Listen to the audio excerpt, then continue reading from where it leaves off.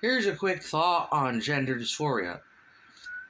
It is a matter of perception, not just personal perception, but the problem is aided psychologically with other people's perception of what we are and how we are supposed to be according to their description in their mind of what gender we're supposed to be. And it goes back to way back to the age where gay re-education was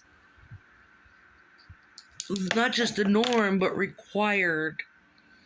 And it caused a lot of problems when people didn't fit into some box.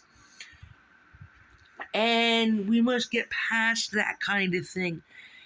If the person doesn't want to, we're going to have to allow that delusion of not wanting a label so that we can get past that. We need to just, for efficiency's sake, need to address how we got here. Too many people impressing their opinions on so many sides, it became a tangled web, and there was nothing inside that church. You need to put the blessings down inside so you can reveal the people. Not always about an upward prayer. It's about togetherness. Because if you can't make them feel wanted or accepted as children, and you confuse them with force and not allowing the person to just be, and that includes your traditional roles of man and woman, and we just have to focus on something else besides what's going on with everyone's genitalia, because you're causing all kinds of identity problems when you're trying to force someone into some sort of psychological narrative that will get you, say, a doctor who will get you more medication for something you don't really need, because it is mostly just stress of other narcissists and other people's BS and interpretation of your gender. Me, I have been called a male since I was a child. I am pretty sure I was a male. I did not have the surgery willingly. I'm not going to get into it for trauma's sake. However, to impress upon people, I did not make those choices, but I now have to live with them. And they're going to have to deal with the new birth certificate's gender. If they can prove otherwise, then so be it. But now at this point, it is not just my mental illness you have to treat. It is other people in society, and how some people think that now someone like me needs to just plain die. You can't just go there. That is more insane than my confusion with my gender. But back in the day, before I go, I want you to remember in the 80s, they called those women, they said they had penis envy, because they were trying to be some sort of business person without male genitalia. It goes way back. Mary Magdalene, Jezebel, they were business women. Joan of Arc, trying to be something.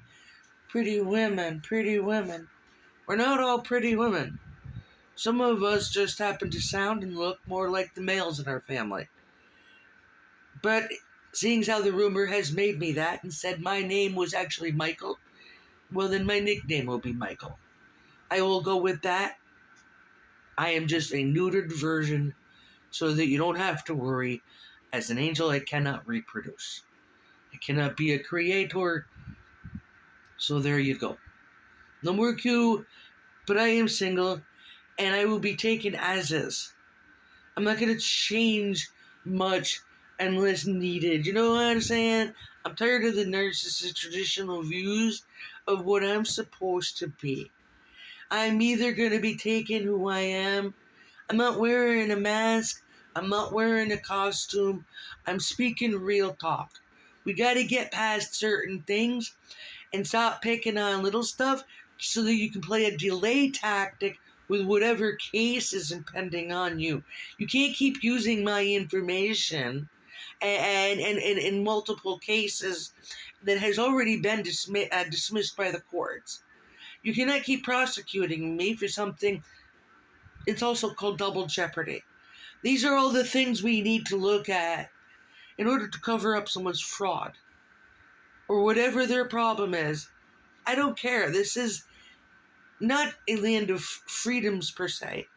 It is a land of justice. And we will have it one way or another, not just from one side. You don't get to sit there and suddenly filibuster like a narcissist with a yes and no question. Some of us had no clue how you had the patience to deal with that, because I swear to God, there was a part of me that just wanted to take that director's head and smash her head in the table. That's ridiculous. All the stuff she's being accused of, and she still gets to sit there, it's as bad as what Hochul has been getting away with in New York State. It's gone on too far. It's not just the gun riots. It's what happened with the correction officers and the prisoners and the inmates, the mental health services and the drug systems. It's so intense in this state. We need your help, sir. From the ground roots of Malone, New York, may this go to the ears, hearts, and minds of Mr. Trump. God bless you.